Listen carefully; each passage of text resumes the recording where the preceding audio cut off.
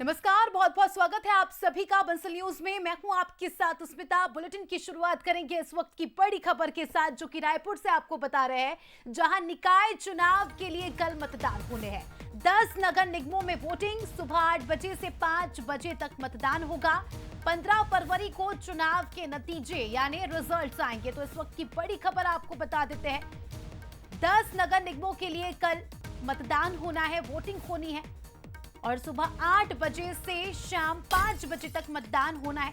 तो ऐसे में बंसल न्यूज के जरिए हम दर्शकों से भी अपील करते हैं कि अगर आपके क्षेत्र में भी अगर कल मतदान है, चुनाव है, तो वोट जरूर डालें। छत्तीसगढ़ के विकास के लिए, अपने क्षेत्र के विकास के लिए मतदान अवश्य करें। तो आज की रात शेष, उसके बाद कल सुबह 8 बजे से वोटिंग। उसके पहले की तस्वीरें आपके सामने। तैयारियां लगभग पूरी। अलग अलग पोलिंग बूथ पर देखिए तस्वीरें आपके सामने। 5 तस्वीरें कोंडागांव, पेंड्रा, रायपुर, अंतागढ़ और राजनांदगांव की तस्वीरें आप स्क्रीन पर देख सकते हैं। तैयारियों के दौरान की ये तस्वीर है। प्रशासन की टीम भी मुस्तैद है, साथ ही पोलिंग बूथ पर सुरक्षा के भी कड़े इंतजाम किए गए हैं। आप देख सकते हैं ईवीएम मशीन्स को भी ले जाया जा रहा है। इस बार का चुनाव दिलचस्प इसलिए भी है क्योंकि दोनों ही पार्टी अपने अलग अलग मुद्दों को लेकर चुनावी मैदान में है। जहां एक और बीजेपी ट्रिपल इंजन की सरकार बनाने का दावा कर रही है, तो वहीं कांग्रेस के लिए भी चुनाव काफी महत्वपूर्ण, साख बचाने जैसा चुनाव। तो 5 तस्वीरें आपके सामने स्क्रीन पर। कोंडागांव की पहली तस्वीर, दूसरी तस्वीर पेंड्रा, तीसरी तस्वीर रायपुर की आप देख रहे हैं, रायपुर नगर निगम की तस्वीर, उसके बाद राजनांदगांव और अंतागढ़ की तस्वीरें। देखिए प्रत्याशियों के चेहरे भी आपके सामने। रायपुर से मीनल चौबे वर्सेस दीप्ति दुबे। अगली सीट राजनांदगांव से बीजेपी से मधुसूदन यादव, तो वहीं कांग्रेस से निखिल द्विवेदी चुनावी मैदान में। कल इनकी किस्मत का फैसला होगा। अंबिकापुर की बात करें, बीजेपी से मंजूषा भगत, तो वहीं कांग्रेस से अजय तिर्की चुनावी मैदान में। अगली निकाय की ओर बढ़ते धमतरी, यहां से बीजेपी से जगदीश राम रोहरा, तो वहीं कांग्रेस से विजय गोलछा चुनावी रण में।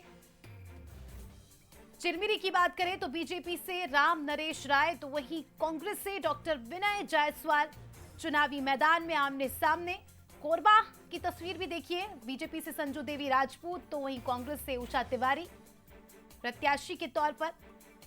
बिलासपुर की बात करें, पूजा विधानी बीजेपी से, तो वहीं प्रमोद नायक को कांग्रेस ने इस बार टिकट दिया है।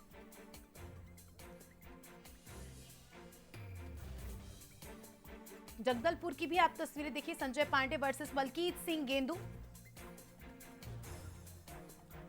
ठीक है, रायपुर से हमारी सहयोगी दामिनी बंजारे और बिलासपुर से अमन पांडे हमारे साथ लाइव जुड़ चुके हैं, उनसे जानकारी लेंगे। सबसे पहले दामिनी आपके पास आऊंगी। रायपुर सबसे हॉट सीट मानी जा रही है। रायपुर का मुकाबला इस बार कड़ा है और काफी दिलचस्प भी है। आज की रात शेष है, कल चुनाव होना है। उसके पहले किस तरह की तस्वीरें देख रही हैं आप? तैयारियां पूरी हो चुकी है?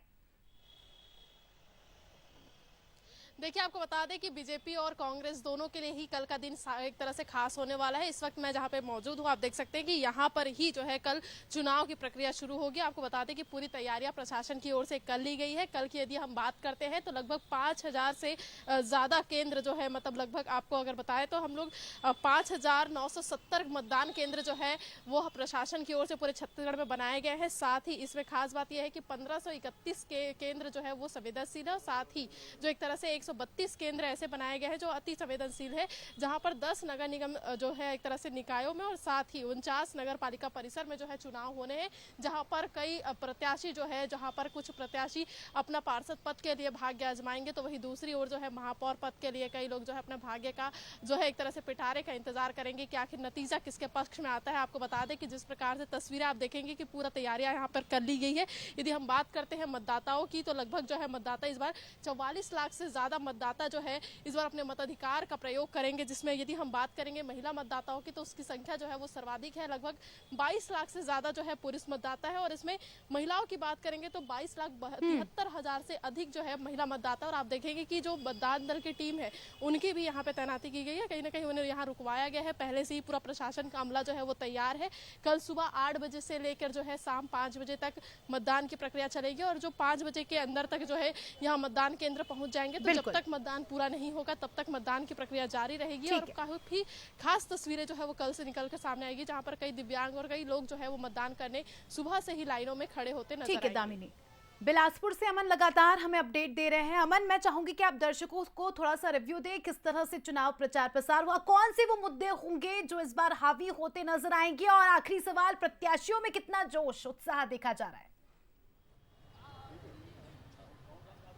देखिए, निश्चित तौर पर बिलासपुर में जो भी चुनावी मुद्दे हैं वो लगातार उस पर हम चर्चा करते हैं, जिसमें सबसे प्रमुख तौर पर देखें तो बिलासपुर में जो अरपा नदी है, जो छत्तीसगढ़ का राजकीय गीत है अरपा पैरी के धार, उसमें सबसे पहला जो नाम आता है अरपा, वो बिलासपुर की जीवनदायिनी और उसके संरक्षण और संवर्धन का मुद्दा सबसे प्रमुख और सबसे अहम मुद्दा रहा इस पूरे चुनाव में। दोनों ही पार्टियों ने ये दावे किए हैं कि उनकी सरकार अगर बनती है तो उसके संवर्धन की दिशा में काम करेंगे। इसके अलावा शहर के ट्रैफिक मैनेजमेंट की अगर बात करें तो इस शहर में ट्रैफिक मैनेजमेंट को लेकर बहुत ज़्यादा जो है आक्रोश देखने को मिलता है लोगों में, और उसको लेकर भी तमाम वादियाँ हैं। इसके साथ ही मूलभूत सुविधाएं जो हैं शहर के खासतौर पर बाहरी इलाकों में जो नए शामिल हुए हैं निगम में, उन क्षेत्रों में विकास की बात कही गई है। उसके अलावा सड़क नाली जैसी बेसिक समस्याओं को लेकर तो लगातार जो बात है वो चलती ही रही है। अगर चुनाव प्रचार की बात करें तो तमाम जो बड़े नेता हैं कांग्रेस के वो यहाँ पर पहुंचे, बीजेपी के बड़े नेता यहाँ पहुंचे, खुद सीएम ने यहाँ पर रोड शो किया, पूर्व सीएम भूपेश बघेल पहुंचे यहाँ, उन्होंने ट्रैक्टर रैली निकाली। तो चुनाव प्रचार में भी पूरा दमखम दिखा है, चाहे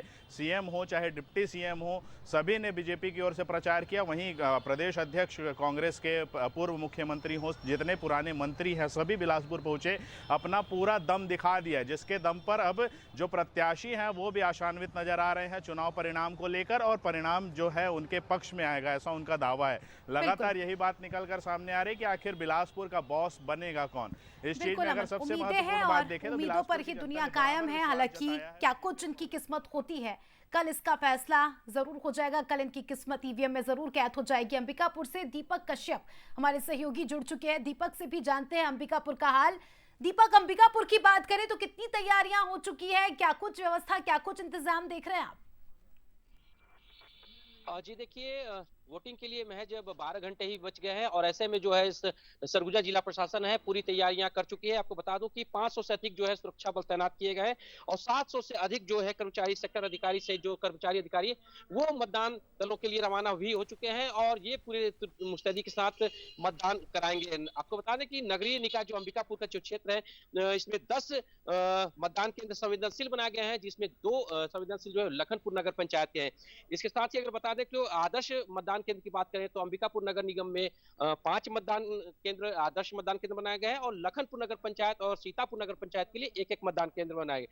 इसके साथ आपको बता दूं कि 48 वार्डों के लिए करीब 143 मतदान केंद्र है, जबकि सीतापुर नगर पंचायत और लखनपुर नगर पंचायत के लिए 15-15 मतदान केंद्र बनाए गए।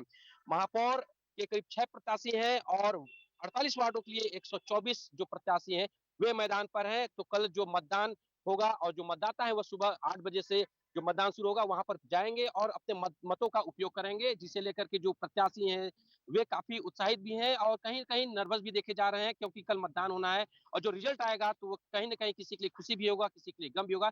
तो काफी उत्साह है लोगों में और यहाँ के लोगों में भी। जी बिल्कुल। जगदलपुर से हमारे सहयोगी रजत वाजपेयी जुड़ चुके हैं। रजत, जगदलपुर और उसके आसपास के क्षेत्रों की जानकारी दीजिएगा। बताया जा रहा है कि कई सारे ऐसे क्षेत्र हैं जो नक्सल प्रभावित भी है, खासकर वहां पर किस तरह के इंतजाम है?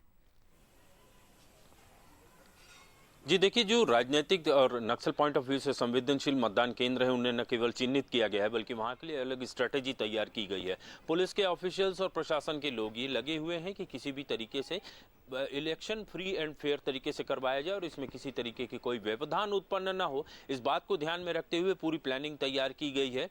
शहरी क्षेत्र की अगर बात करें तो यहाँ तो नक्सलवाद का किसी भी तरीके का कोई प्रभाव देखने को नहीं मिलता है, लेकिन जो अंदरूनी इलाके हैं वहाँ पर थोड़ा सा आंशिक असर जो है अब कहा जा सकता है, और जिसकी वजह से काफ़ी अच्छे तरीके से जो है वो पड़ताल करने के साथ ही प्लान तैयार किया गया है। संभव है कि इस बार भी पिछले बार की विधानसभा और लोकसभा चुनाव की तरह जो निकाय के चुनाव है उसमें भी फ्री एंड फेयर इलेक्शन करवाने में प्रशासन को पूरी तरीके से कामयाबी मिलेगी। प्रत्याशियों की अगर बात करें तो मुख्य मुकाबला यहाँ कांग्रेस और बीजेपी के बीच में होना है और अपनी बात प्रत्याशियों ने न केवल लोगों के बीच में रख दी है बल्कि अपनी खूबी, अपनी खामी, सारी चीज़ों से अवगत करवा दिया है। अब ये मतदाताओं के ऊपर है कि वे किसे अपना महापौर और साथ में जो 48 वार्ड हैं नगर निगम सीमा क्षेत्र के अंतर्गत आने वाले, वहां कितने पार्षदों को चुनकर भेजते हैं, सत्ता में बैठने वाली जो नगर सरकार है वो इसकी चाबी किसके हाथ में देते हैं और उस बहुमत के साथ भेजते हैं या फिर महापौर और जो पार्षदों की संख्या है उसमें डिफरेंस देखने को मिलेगा। ये तो 15 तारीख को पता चलेगा।